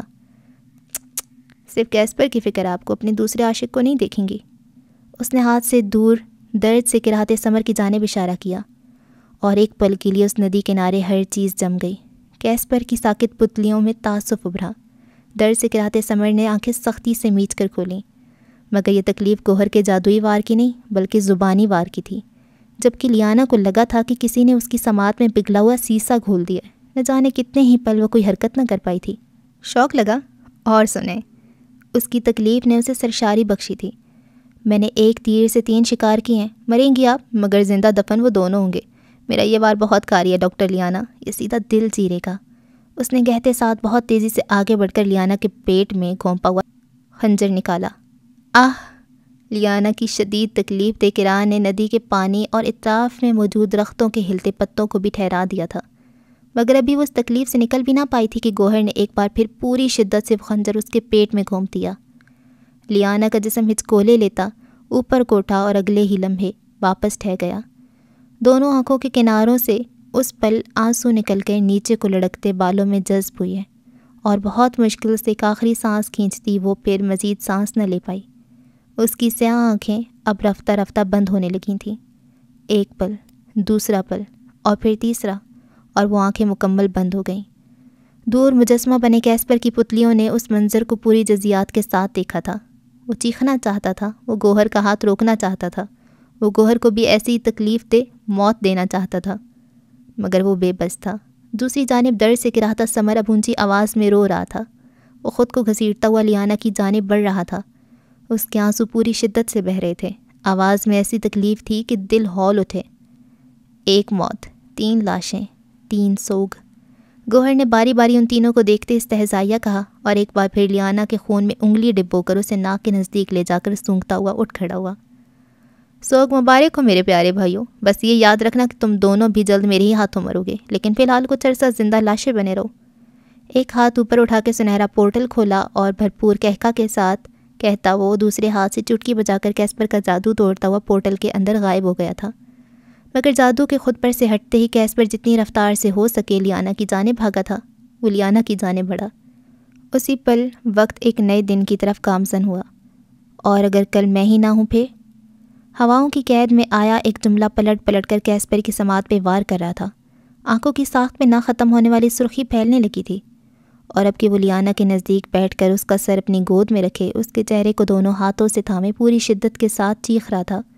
اس کی چیخوں میں بے بسی تھی، تکلیف تھی، غصہ تھا، گویا وہ پوری دنیا کو اس پل جلا دینا چاہتا ہو۔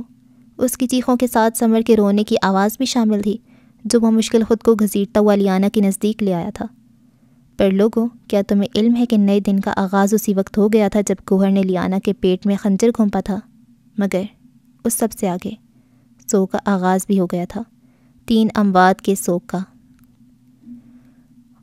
اوکے، تو ایپیسوڈ نمبر 12 ختم ہوئی ہے، اور 2 ایپیسوڈ اور آئیں گی۔ اور یہ کیا بات ہوئی، لیانا مر گئی اتنی آسانی سے؟ مطلب آسانی تو نہیں، چلو مقابلے ہوئی ہیں، لیکن مجھے لگتا ہے لیانا نہیں مری۔ کیا پتہ اس کا، دیکھیں وہ اس کے پاس الٹیمیٹ پاور ہے، الٹیمیٹ میجک تھا یا جو بھی تھا اس کے پاس ہے۔ مجھے لگتا ہے وہ داروکا کی بیٹی ہے، کیونکہ داروکا اس کے پاس پاور ایسی ہے جو کہ وہ کیا نام تھا یار، وہ گریفن کو قابو کون کر رہا تھا؟ یہ گریفن اس کی بات مان رہا تھا، کیوں مان رہا تھا؟ اس کے پاس پاور ہے، اور اس کے پاس داروکا کی پاورز ہیں۔ داروکا کے بیٹے کے پاس کوئی خاص پاور ہی نہیں تھی، کیا نام تھا، جانباز، ہاں، تو وہ تو اتنی آسانی سے مر گیا۔ مجھے لگتا ہے یہ داروکا کی بیٹی ہے، پتہ نہیں کیوں، پر مجھے ایسا لگتا ہے۔ اور یہ بھی 30 سال کی نہیں ہوئی نا، 30 سال کی ہوگی تو اس کے پاس بھی اس کا اپنا جادو آ جائے گا، اور شاید اس کے پاس اس کا جادو آ گیا ہے، اور کیسے اس کو پتہ تھا کہ میں کل نہیں رہوں گی؟ ایسے کون ایسے بات کر سکتا ہے نا؟ تو ابھی بھی ایک امید ہے۔ باقی وہ جو 2 قیدی تھے جن کو میں شروع سے ملا تھا، پتہ نہیں وہ آزاد ہوں گے تو کیا ہو جائے گا، وہ بھی مر گئے۔ یہ کیا چیز ہے یار، گوہر اس کی خون میں انگلی ڈال کے سونگھ رہا ہے جیسے کیچپ ہو۔ واٹ از دس برو، یہ کیا بات ہوئی؟ اتنا کون سائیکوپیتھ ہوتا ہے اللہ کے بندے؟ یو، اور وہ بھی یار اس کی بھابھی تھی۔ ابھی 2 ایپیسوڈ اور ہیں تو مجھے امید ہے۔ مجھے لگا تھا داروکا اور زرار یاور اب مل گئے ہیں، دونوں مل کے کیا کچھ کر دیں گے۔ زرار یاور یار اس نے ابھی تک ایک مکھی نہیں ماری، کیا کرے وہ آیا کیوں ہے یہاں پر اپنی بیٹی اس کی مر گئی یار، وہ کیا کر رہے وہاں پہ، وہ ادھر بیٹھے ہوئے ہیں گھر میں، حد ہو گئی۔ چلیں جی، دیکھتے ہیں آگے کیا ہوتا ہے، امید کرتے ہیں اچھا ہو جائے سب، لیانا نہ مری ہو، دعاؤں میں یاد رکھیں۔ اللہ حافظ۔